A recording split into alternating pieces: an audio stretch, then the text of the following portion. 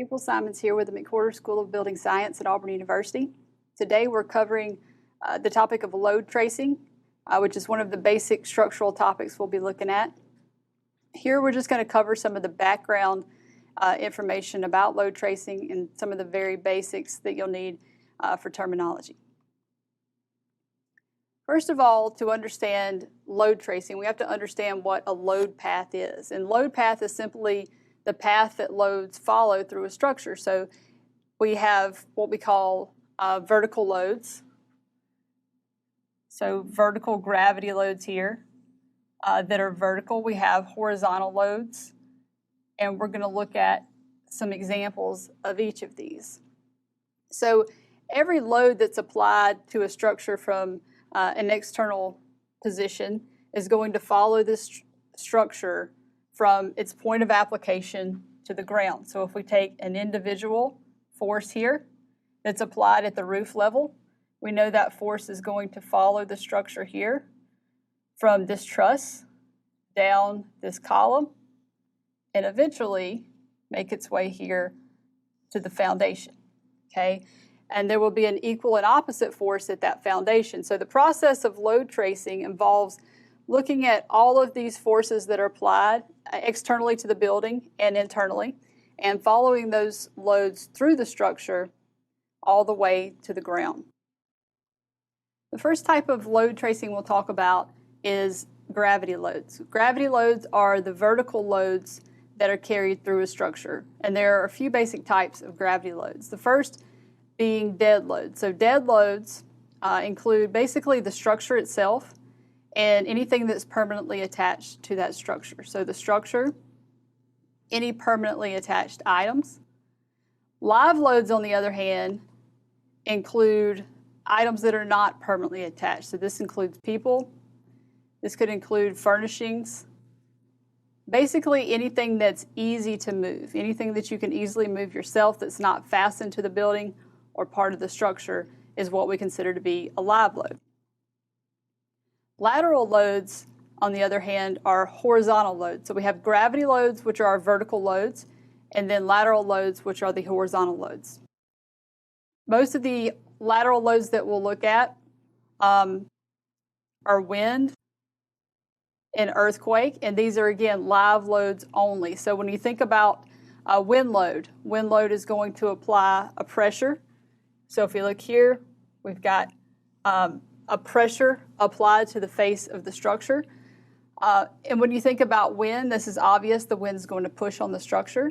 When we think about an earthquake load, an earthquake will cause the ground to shake underneath the structure, and it will cause that structure to move back and forth. So internally, the building is experiencing a horizontal move from left to right from that earthquake. So these are the basic lateral loads that we'll talk about.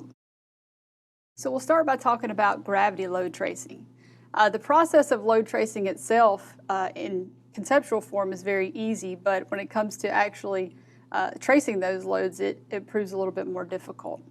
Conceptually, though, the process of load tracing involves just following those loads, again, from the point of each load application all the way to the foundation. So if we're talking about gravity load tracing, which is vertical loads, we're going to follow the loads vertically through the load path. We'll then calculate the force at each of the connection points, and we'll start at the top of the structure and work our way down. So with gravity load tracing, we want to start at the very top of the structure, which is typically the roof.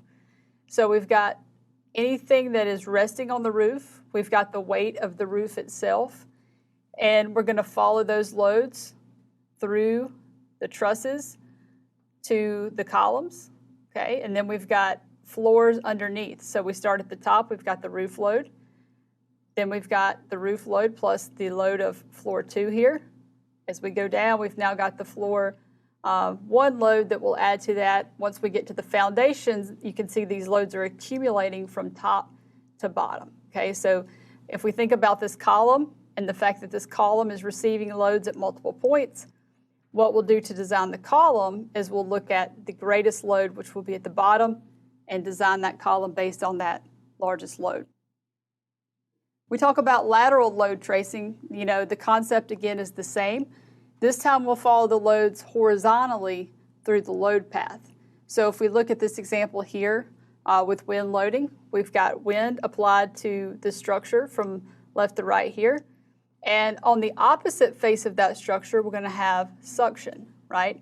And then from wind, we'll have uplift on the roof. So we have a lot of different forces applied to this structure from the one overarching category here of wind. Same thing again with earthquakes. So when we have a building shaking, we're going to have a lot of dynamic forces in this building. So wind loads and earthquake loads are both live loads. When we talk about lateral loads, we're talking about typically live loads.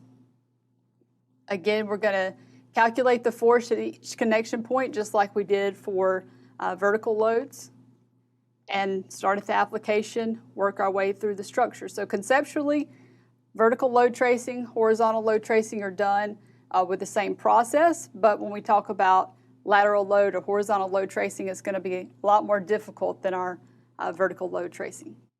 So just to recap some of the things that we've talked about today, we talked about load paths. So load paths are the paths that loads are going to follow through the structure. These could be dead loads or live loads, and those loads are going to travel from their point of application down to the foundation, ultimately into the ground. We talked about the differences between vertical and horizontal loads. Vertical loads could be dead loads or live loads, while horizontal loads are typically live loads. The difference in dead loads and live loads, again, the simplest way to think of this is that dead loads are permanent loads, things that are permanently attached to the structure along with the structure itself, while live loads are things that are not permanently attached to that structure. And load tracing just involves taking the loads that are applied to a structure and tracing those loads through the structure, calculating the forces at each connection point, and finding out what the ultimate force is to the foundations.